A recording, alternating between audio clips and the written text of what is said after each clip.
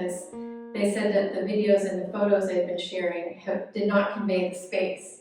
So I'm going to be in some of these videos to help you get a sense of scale in these rooms. They're really big. This is the garden entrance. Now, there used to be a big cabinet here, and it used to be all wallpapered in a couple of different wallpapers, a green and a silver kind of color. It was really hard to get the wallpaper off in here, but I got it all done. There's also a big water stain that was revealed when the wallpaper and the cabinet were removed, which is from the upstairs bathroom connected to my bedroom. So I need to treat the water damage and replace the ceiling in here from water damage. Around the door, when I was taking off the wallpaper and removing the wood trim, the plaster fell off. It was not stuck to the wall anymore from all of the moisture in here during the winters and when the house had been shut up in the past for long periods of time. So I'll need to decide if I'm going to leave the stones exposed or if I'll be replastering. But I don't have to decide that right now, fortunately. And in the corner, this was beveled off like this to hide the pipes for the radiator. But I'll be leaving that open and I'll paint the pipes the same color as the wall. In the other corner, there's a large drain pipe for the toilet in the bathroom upstairs. So there's that drain pipe. I haven't fully removed the plywood on that corner yet. And you can see the humidity in here got really bad in the past. It doesn't seem to be deep into the mold doesn't seem to be deep into the plaster, so I can sand it and treat it with a mildew resistant product, like Kills or some equivalent, and then get it painted. You can see the roof ceiling, the water damage, so it'll come out. And this wall, this doesn't seem to be mildew over here. It just seems to be plaster adhesive, wallpaper adhesive or something discolored. I don't know. But I'll just go ahead and treat it as if it is, just to be safe. So the wallpaper was the big project in here. And I did go all the way down the hall. In this room, during the winter, the humidity in here was so high that the wallpaper was just kind of flapping, hanging on the walls. So I went ahead and just ripped off anything that was just hanging there.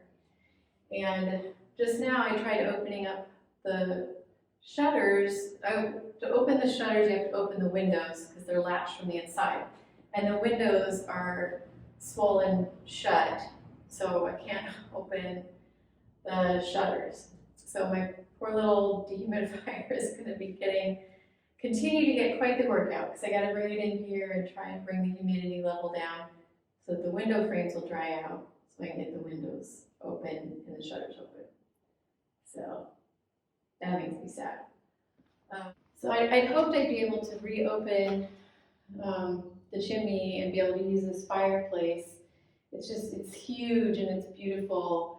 But when they opened it up to install the new vent tube before the new furnace, discovered it's blocked off with twigs, about 2 feet of twigs, they said, and plus the furnace needs to vent through it, so it's just never going to be able to be a fireplace again. So I may move this somewhere else in the house, maybe into a room that I use often because I really love it. Maybe make it into a headboard or something really cool like that. And then maybe just fill this in, hang painting there or something. I don't know. I don't have to figure it out right now, but I was just disappointed that I'm not going to be able to use the fireplace.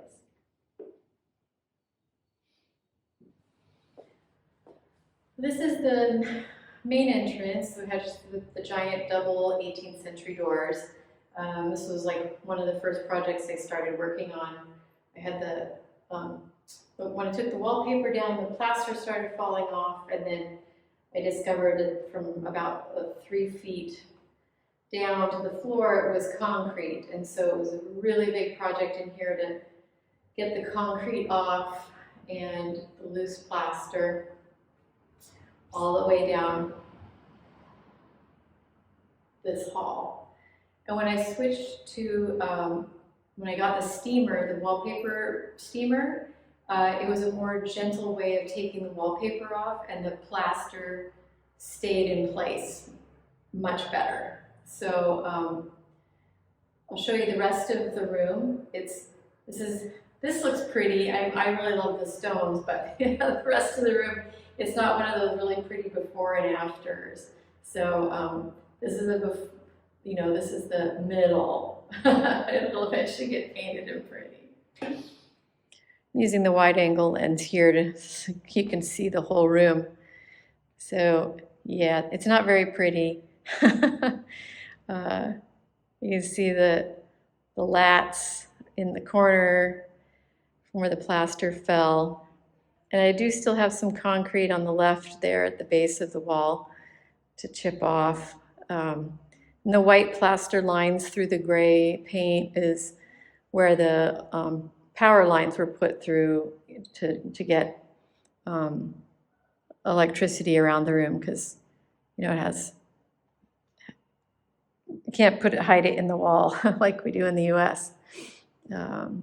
So I thought this will, as the house gets rewired, it'll help the electrician to see where the lines are going. And so I won't paint this right away. I'll wait until we get the electrical work done, and then paint and put in new baseboards and figure out the plaster at that point.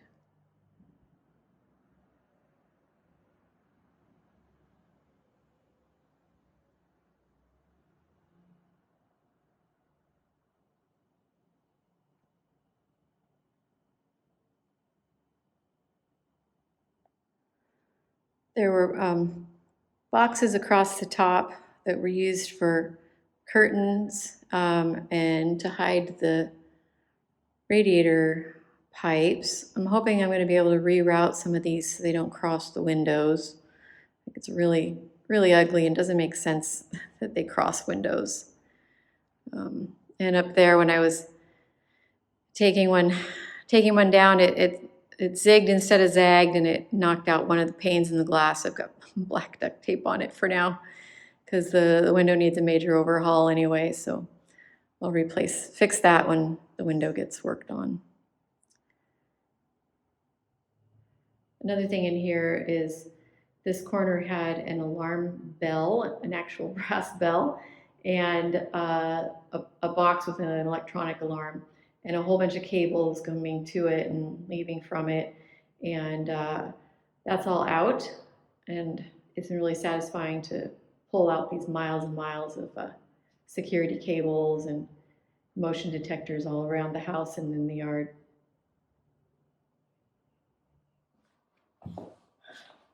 This room is super, super dusty. The day after I dusted, it was completely dusty again from the plaster and work being done and the concrete being chipped up in the kitchen right next door. So this room hasn't had any physical changes, just I moved into it. I bought the little couch and the table were here when I bought the house. You may remember from the early videos. So at the holidays, when I had family here to visit, we were using the table and we had the fire going and we hung out in here and enjoyed the space together. Now I've added this corner back here as my temporary kitchen. Just found out today my kitchen install is going to be delayed by 3 weeks, so I'm really disappointed, but I'm glad I have a decent setup. I got this hutch when my daughter was here, and we went to the local big local thrift store, and it's just beautiful. It's people online were chatting with me about it. I think it's a 1920s version of Louis XVI style. It has brass work on it, and I'll insert a little picture of it for the video. The marble top, and I got my little toaster oven and my electric kettle in the corner over here, and my refrigerator is in a whole other room. So it's like I'll be doing this for a while. That's just how it goes with the remodel. There's always surprises.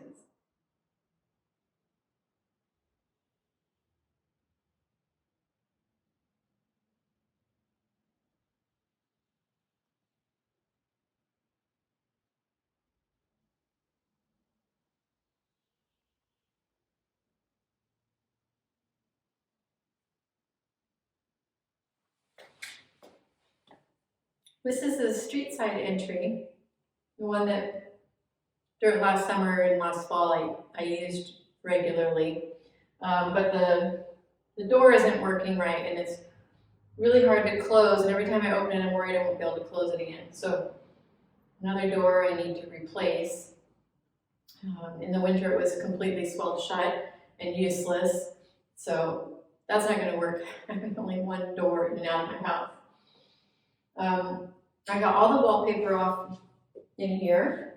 I got the new electrical panel installed, and there's another example of the plaster falling off when the wallpaper came off.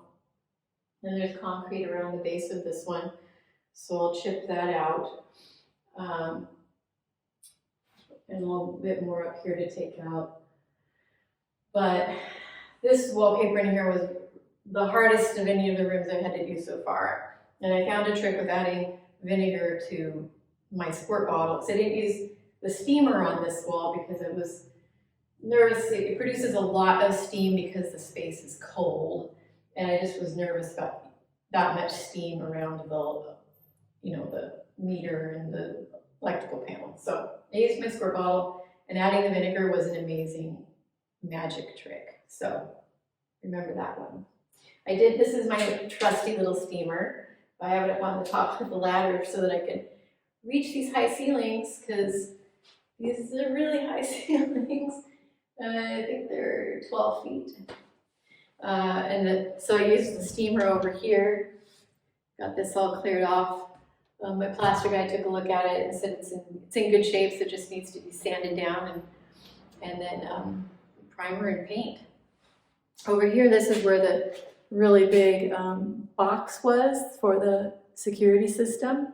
So that's all gone, and then we got the wallpaper out, and just so many cables, so many cables. And there's still some places where I've seen some motion sensors, and so I'll keep tracing those, but I got the bulk of it out from here. And they went up across here, and there's a hole right here at the tip of my finger, which is just off of the screen, it looks like.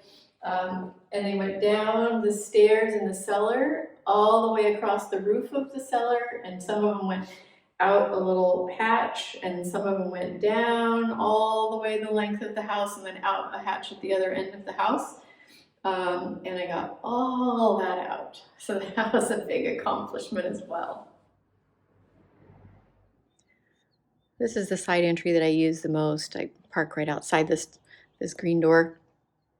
And this was all wallpapered, got all the wallpaper out, and it's kind of been a bit of a garage for me.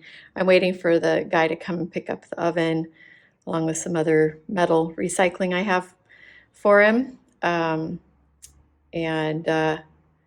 It's just convenient. It's convenient garage storage when I'm working on this stuff and hauling stuff in and out.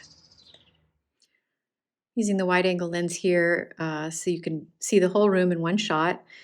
There hasn't been any changes to the room. I just moved into it and made it my sewing room / office, and it also turned out to be my warm sanctuary on a cold day. This little electric radiator has been plenty to heat the room. It's been quite comfortable. I look forward to moving into my planned sewing room upstairs, because it'll have two windows, and the windows are bigger, and then the ceilings are higher. So the light in the space is just really great. This is convenient because it's next to the kitchen and where I enter and exit the house the most often. Um, and my other space is upstairs and on the other end of the house. So it's not as convenient, but the space will be really great. And I may have a little office in here just for that convenience factor. And that's a while out yet, so there's time to think about it. This is the utility room directly across the hall from the kitchen. It's going to be a butler pantry and laundry room combo with staging space for caterers, including an extra refrigerator and countertop space, and extra food storage. This is the old cabinet that's from the garden entry. I've asked my antique shop guy if he might like it for a display window, because the glass fronts with the glass shelves and lighting would be good for, might be good for his shop. So I'm waiting to hear on that. It's just really been a storage room. The entry over there is a garage, and then it's like a place to deposit and stage things, but this is really just, I've been storing things in here and building materials.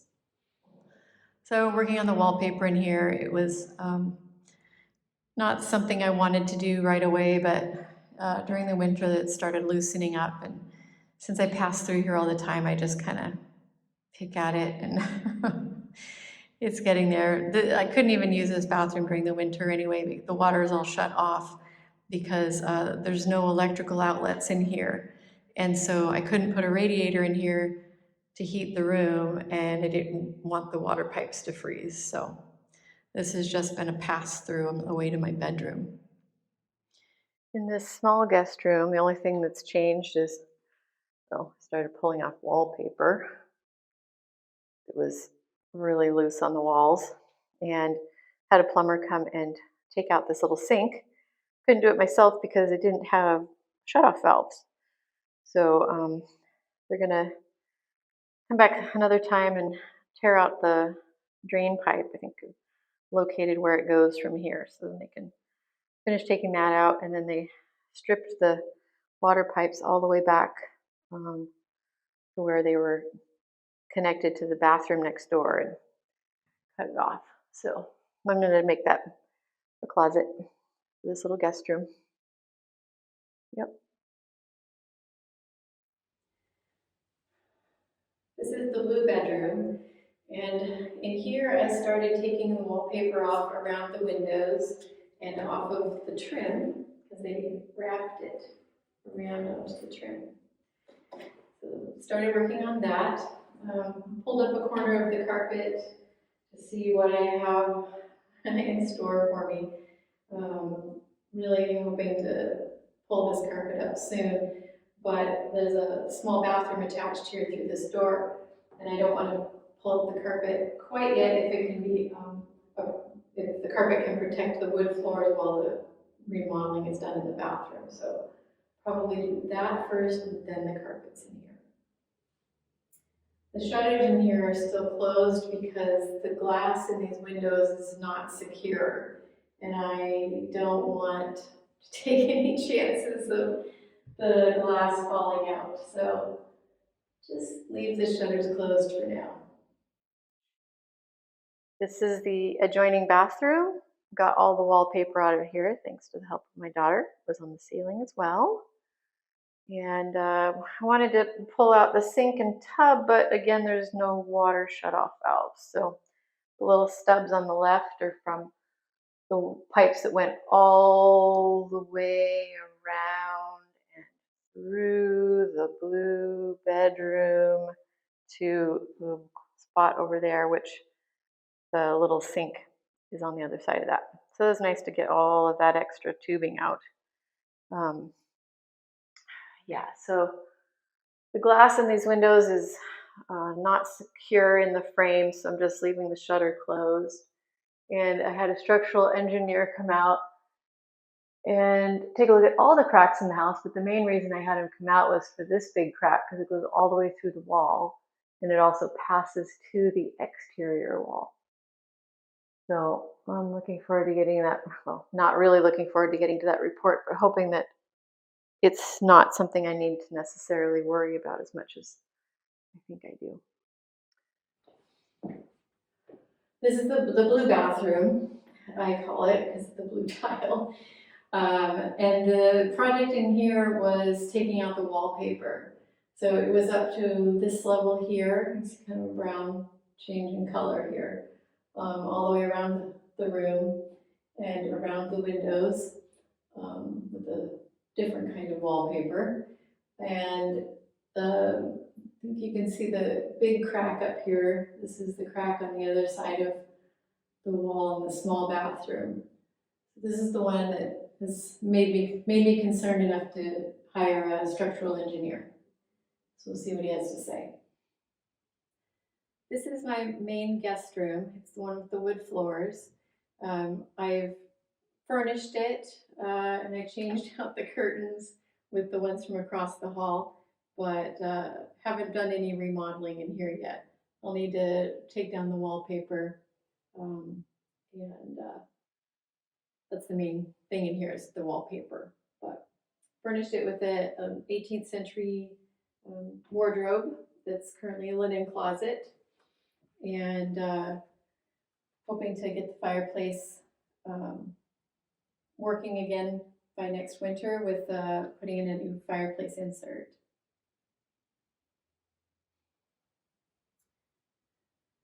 No remodeling has been happening in here, just moved in some furniture for when family was here to visit. In case you're wondering what all the pink Post-it notes are around the house, I wrote down what structures in the room have lead paint on them. And then I put them on each room so that I know myself when I work on a room without having to go dig up the paperwork where the lead paint is. And then also when the workers come, I can point out very clearly in each room where the lead paint is. It's also been helpful, like when the electrician and the engineer were here, each sticky note says the name of the room. And so they were using the name of the room on the sticky note as reference points for their planning of the work.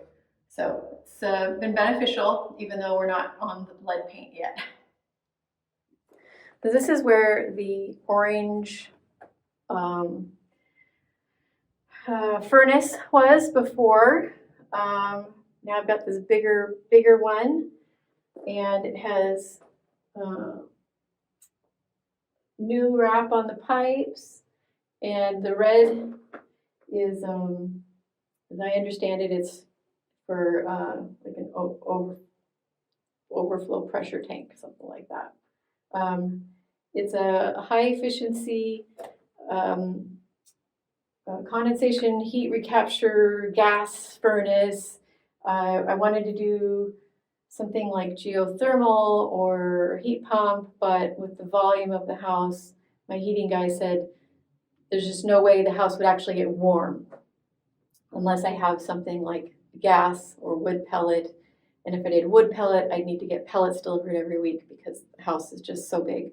And my storage space down here, ironically, didn't seem to be enough, I guess. So super excited about this. Today, the gas meter was hooked up. And so on Friday, they're going to come and turn it on. And then I might actually have heat in a few of my rooms that have furnaces. In my bedroom, both of the radiators are cracked.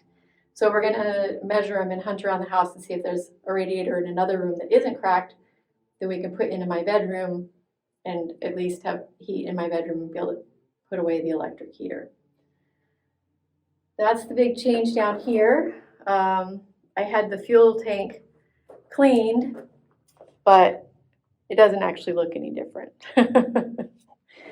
So I'll eventually have someone come and cut it up with a blowtorch and take it out of here. But for now, the furnace is the big news, like big news. In this spot in the basement, there was a little like metal scuba tank kind of a thing. So that's out of here. I have some new copper pipes in here and a new water softener for the whole house. It's filled with salt pellets, and it's not in service yet. In order to guarantee the warranty on it, a representative from the company has to come out and validate the installation, and then we'll be able to turn it on. So my hair is really looking forward to having a water softener set up in the house.